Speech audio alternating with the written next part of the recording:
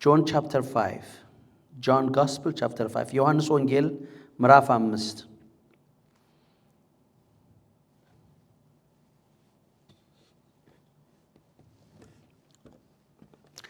There was a man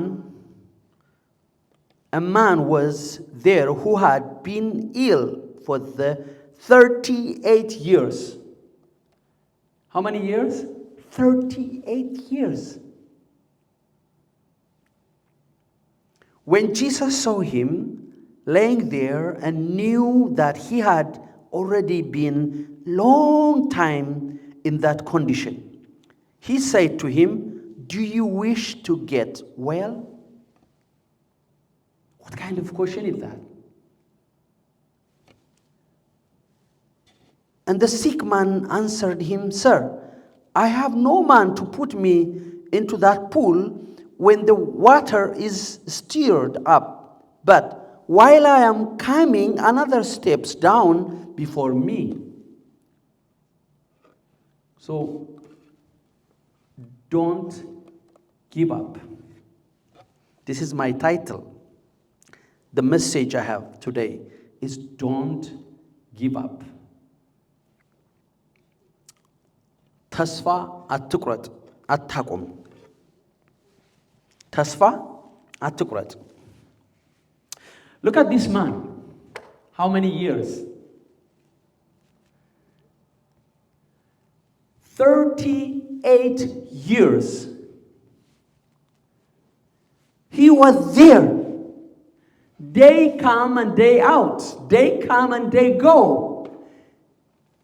And he see in his own eyes people get healed and left him. You can imagine millions, maybe more than that, people came to be healed while he's there because he did not have anyone to help him.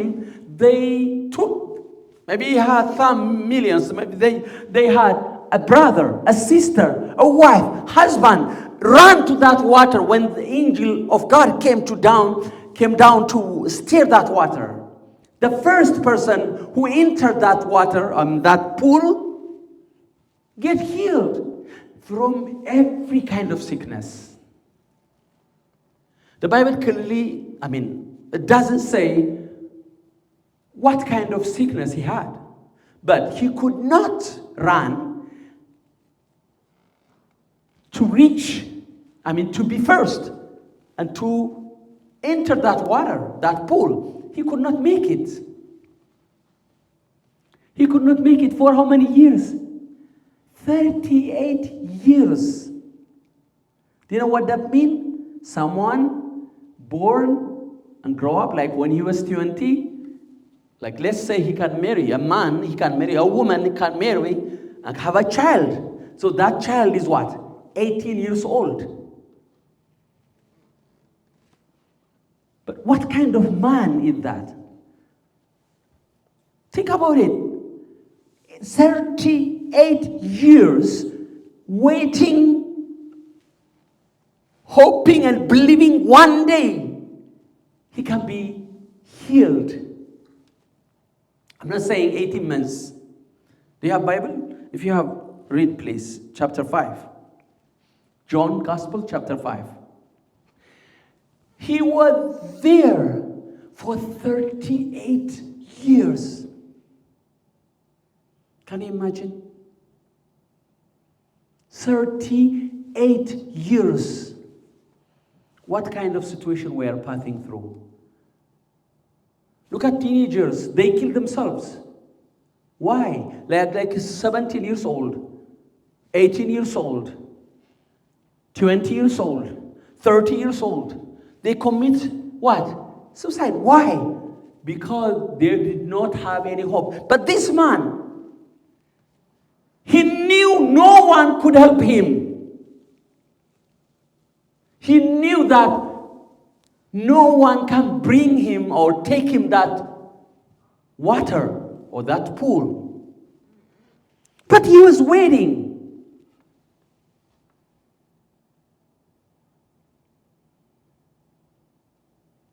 He was waiting one day, the day of visitation. The day of God's day, a good day. Wow. And the Bible says Jesus knew. Jesus knew. Nobody told Jesus. Jesus himself said he didn't even know that he was waiting there 38 years. Because he was always what? Waiting. Maybe he was begging someone to help him. But, he must, the other people, they have their own patience. They take when the water is moving, when the water is stirring. But many of us, we do not have patience even to wait 1 year.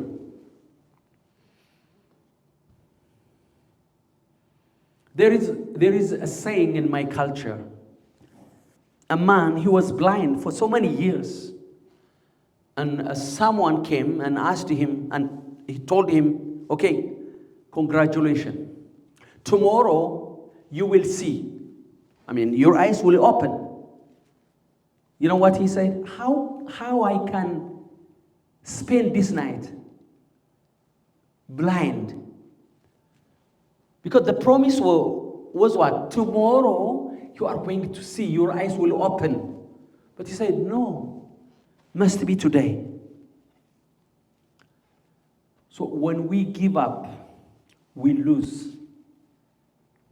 Whatever situation you are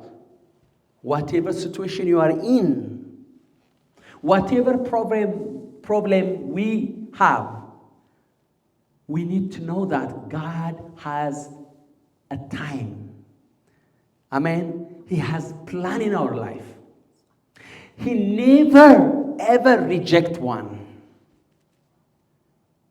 This shows us 38 years, God saw him.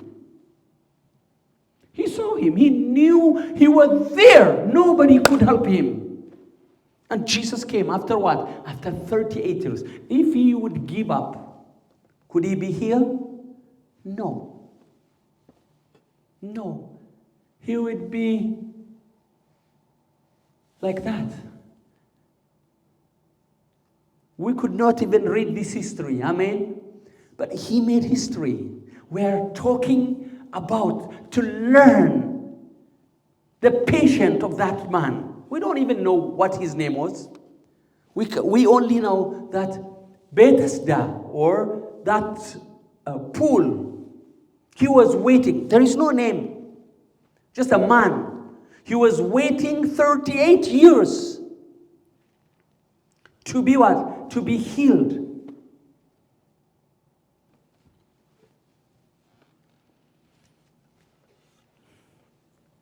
When we give up,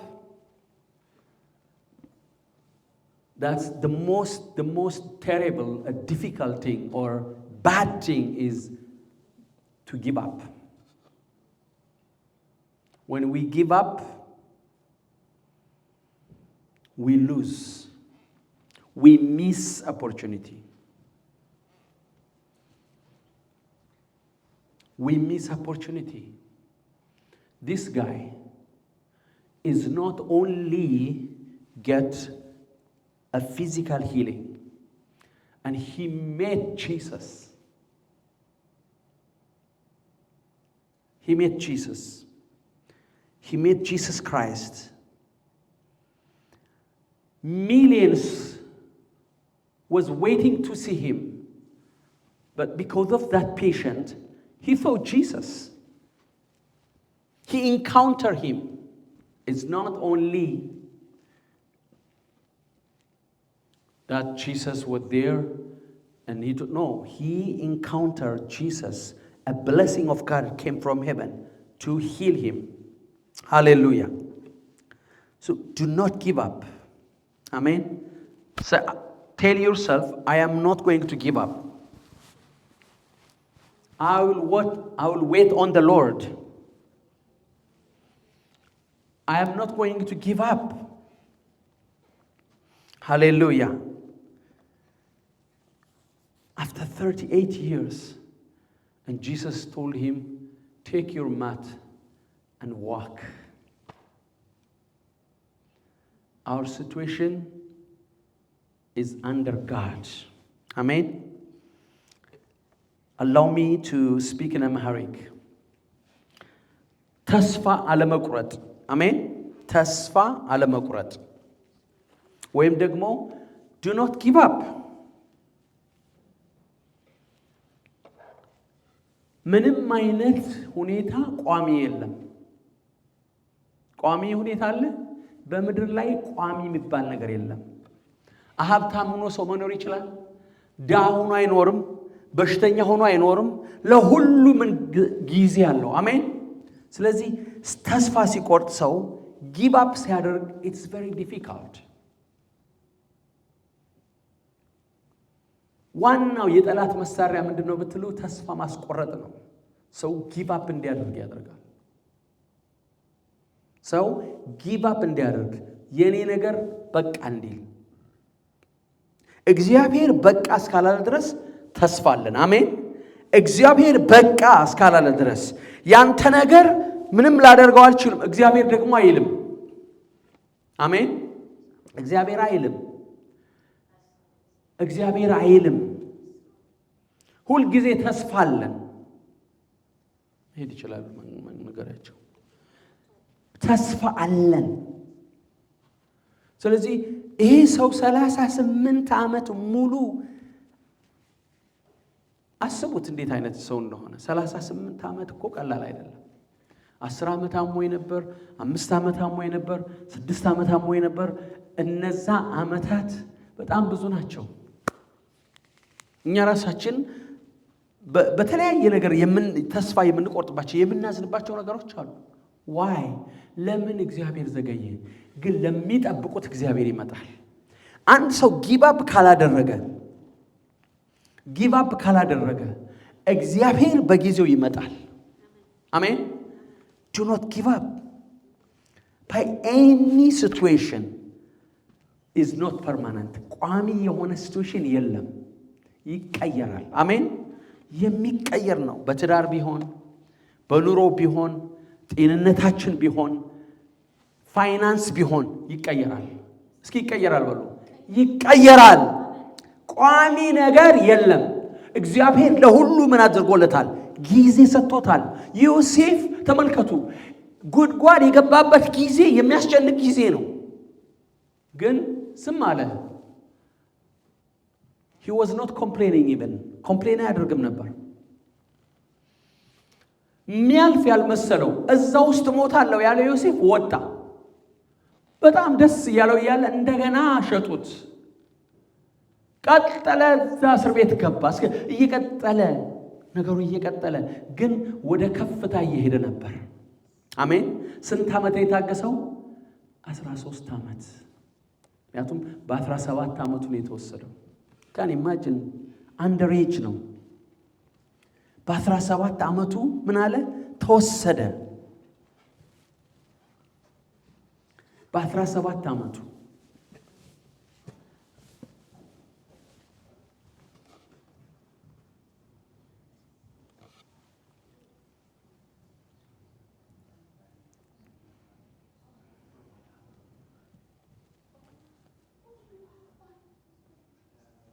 በ17 ዓመቱ ተወስዶ ነው ከጉድጓድ ሲገባ ከእስር ቤት ሲገባ ያን ሁሉ ምንድነው ያደረገው? ታገሰ። እግዚአብሔር እንደዚህ አድርጎኝ ከዚህ ሴት ጋር አሁን ባመነዝር ምን አለበት አለ አላለም። ምክንያት አለው። ያንን ኃጢአት መፈጸም ምክንያት አለው። ለምን? እግዚአብሔር ትቶኛል፣ የኔን ነገር ረስቶታል ማለት ይችላል። የኔን ነገር ረስቶታል። በቃ እግዚአብሔር እያሰበኝ አይደለም፣ ረስቶታል። የኔን ነገር እግዚአብሔር ብሎታል። በቃ ረስቶታል፣ ረስቶኛል። እግዚአብሔር አያየኝም። ስንት ሰው እንደዛ የሚለው?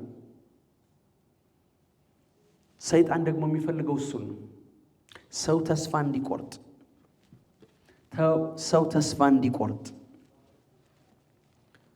ሰው ተስፋ እንዲቆርጥ ተስፋ ቆርጦ ያንን በፊት ሊመጣ ያለው ወደፊት ሊመጣ ያለውን ክብር እንዳያይ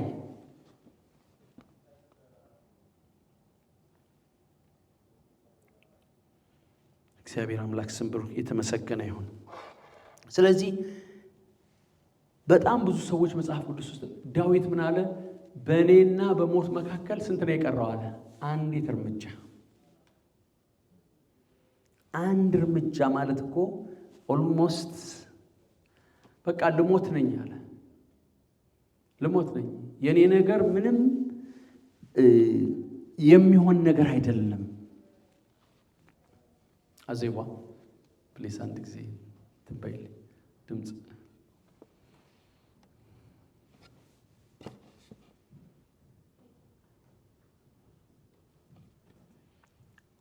እግዚአብሔር አምላክ የተመሰገነ ይሁን።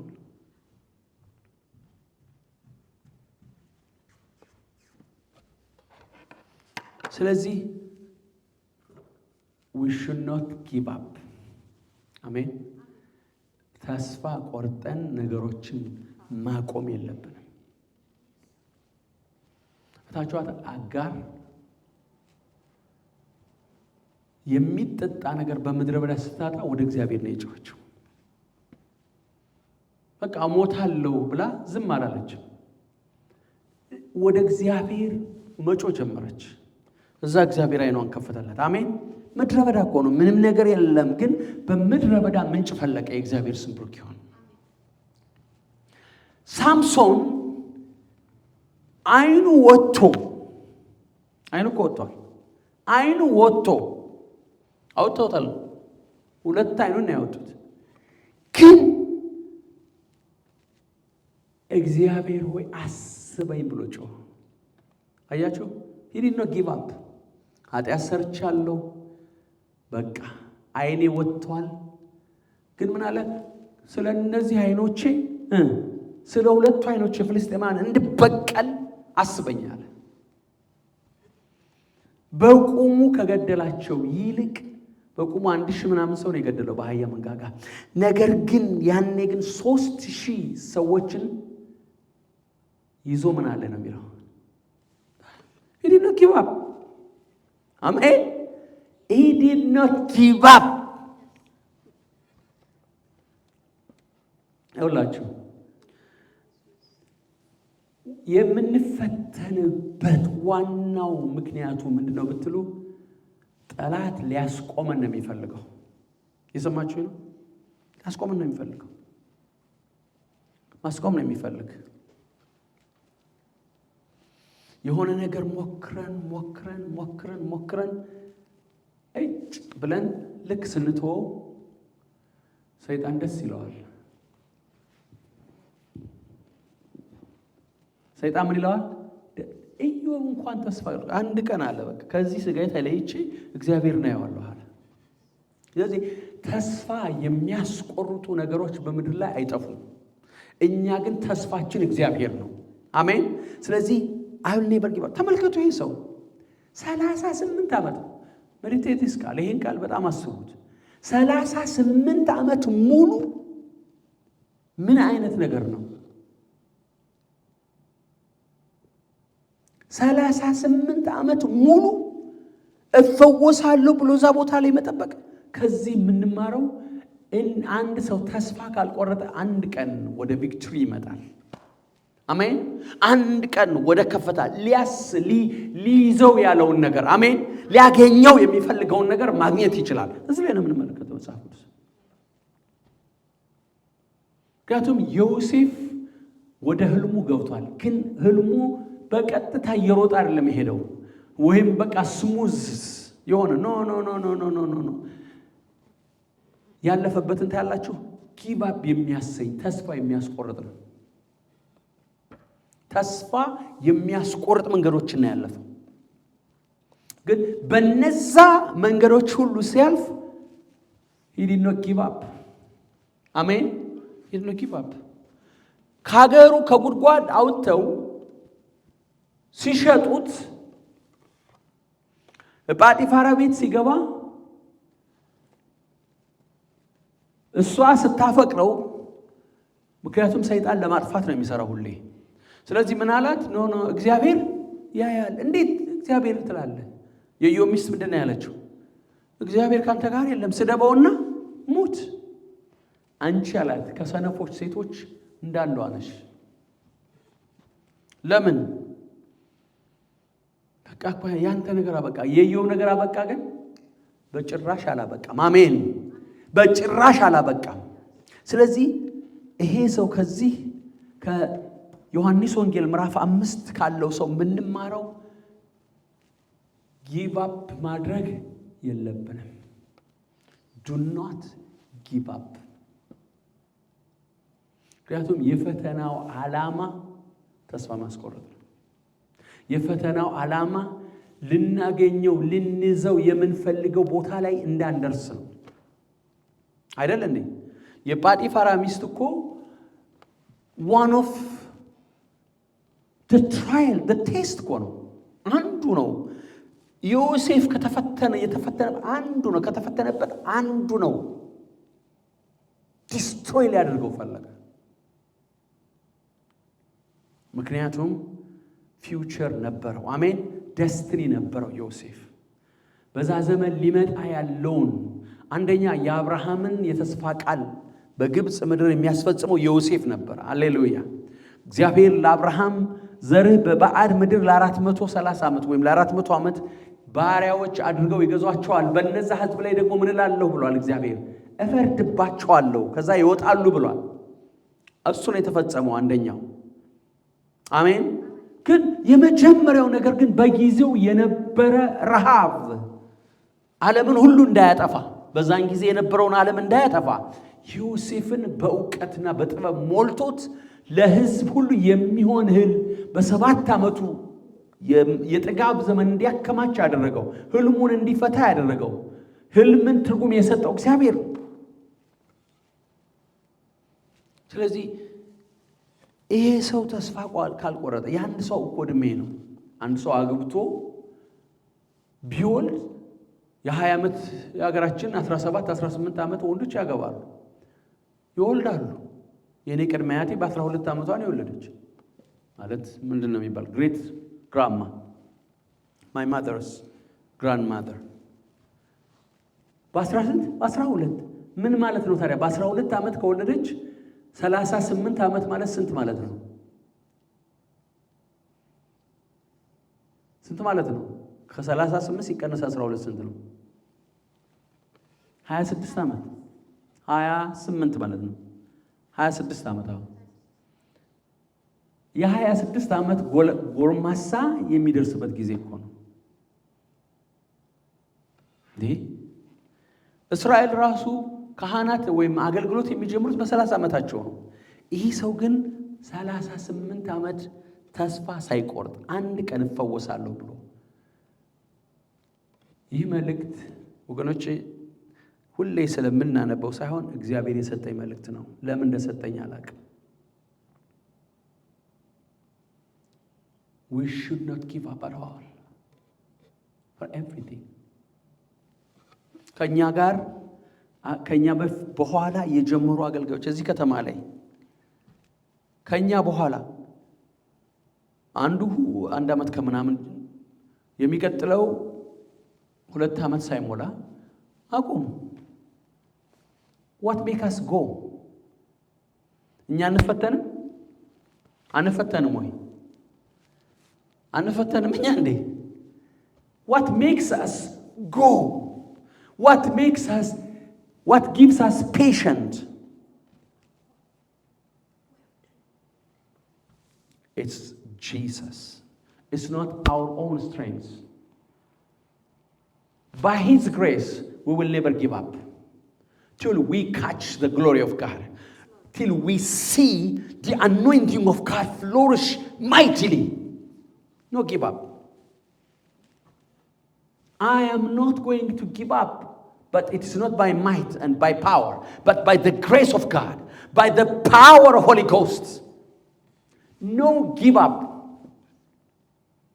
Satan tries day and night. He tried to make us to give up, but we are not giving up. We push more. Amen. the more he tried to make us stop, give up, we push more. Hallelujah. Say, I push more. Hallelujah. I run more. I pray more. I fast more. Hallelujah. I read the word of God more. I spend time with God more instead of give up. What if this man give up? Could we talk today? አሁን መነጋገር እንችል ነበር። ይሄ ሰው ተስፋ ቆርጦ ሚተኛበትን ይዞ እየተንፏቀቀም ይሁን ምንም ይሁን ወደ ቤቱ ቢመለስ ኑሮ we could not talk. አሁን መነጋገር እንችላለን? አንችልም። ያ በቤተ ሳይዳ የነበረው ሰው ተባለ። በቤተ ሳይዳ የነበረው 5 መመላለሻዎች ነበሩ። ሰዎች በ5ቱ ሩጠው ይገባሉ። መጀመሪያ የገባ ሰው የመጀመሪያው እንትን ነው። በቃ አላ ለሃውን ሩጫ ሲሆን አይታችኋል። በጣም እኛ በጣም በቃ ልክ አንድ እግሩ ቀድሞ የገባው ሰው ያሸንፋል፣ አንደኛ ይሆናል። አንድ እግሩ እኮ ነው ወይም አንድ እግሯ ቀድማ ከገባች እሷ ነች ብሬክ ያደረገችው። አሜን።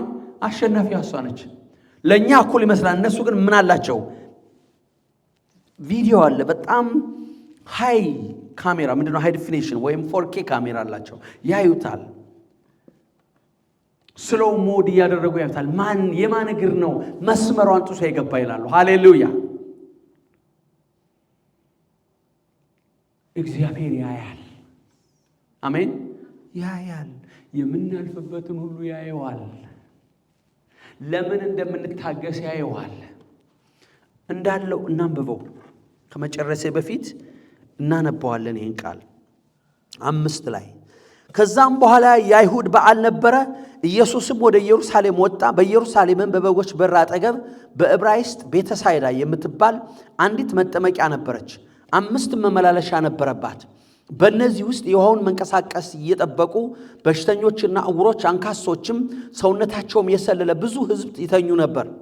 አንዳንድ ጊዜ የጌታ መልአክ ወደ መጠመቂያይቱ ወርዶ ውሃውን ያናውጥ ነበርና እንግዲህ ከውሃው መናወጥ በኋላ መጀመሪያ የገባ ከማናቸውም ካለበት ደዌ ጤናማ ይሆን ነበር። ከዚያም ከ38 ዓመት ጀምሮ በእንግሊዘኛው for 38 years ነው የሚለው። በዚያ ከ38 ዓመት ጀምሮ የታመመ አንድ ሰው ነበር። ኢየሱስ ይህንን ሰው ተኝቶ ባየ ጊዜ እስካሁን ብዙ ዘመን እንዲሁ እንደነበር አውቆ ልትድን ትወዳለህን አለው። ማንም አልነገረው። ስለአንቺ ስለኔ ሁኔታ ማንም ኢየሱስ እንዲነግረው አይፈልግም። አሜን። በፍጹም he knows our situation. He knows what we pass through. ምን እያለፍን እንደሆነ ያውቃል። የእግዚአብሔር ስም ብሩክ ይሁን። ስለዚህ do not give up. አሜን። I am not going to give up and you are not going to give up. የእግዚአብሔር ስም ብሩክ ይሁን። ለምን? ከዚህ ሰው የምንማረው ትልቅ ነገር ነው። 38 ዓመት such a patient. ምን አይነት ሰው ነው? ምን አይነት ሰው ነው? በአንዳንድ ሰው በቃ ያጉረመረመ ምናምን ነው። he was telling the truth. በጣም እኮ በዛ 38 ዓመት አይደለም 1 ዓመት የጠበቀ ሰው እኔ 1 ዓመት ሙሉ ጠበቅኩ ይላል። 2 ዓመት ሙሉ ጠበቅኩ። ይሄው 3 ዓመት አየው፣ 7 ዓመት አየው፣ ምንም ነገር የለም ይላል። ኢዮብ ምን ያህል ዓመት እንደታገሰ አናውቅም። ነገር ግን ኢዮብ እግዚአብሔር መጣና እንደሱ አይነት ልጆች በምድር ላይ እንዳይኖር አድርጎ ሰጠው። አሜን። ሀብቱን እጥፍ እንደገና ኦልሬዲ የነበረው የመጀመሪያው በጣም ብዙ ነበር፣ በዛ እጥፍ ባረከው ይላል። ሃሌሉያ። ብዙ ዓመት ደግሞ ኑሮ ሞተ ይለናል የእግዚአብሔር ቃል። ስሙ ብሩክ ይሁን እግዚአብሔር አምላካችን። ስለዚህ ተስፋ መቁረጥ የለብንም፣ ጊቭ አፕ ማድረግ የለብንም። ይሄን ቃል እግዚአብሔር ልባችን ያሳድረው። እንጸልያለን። ራሳችን ዝቅ አድርገን እንጸልያለን።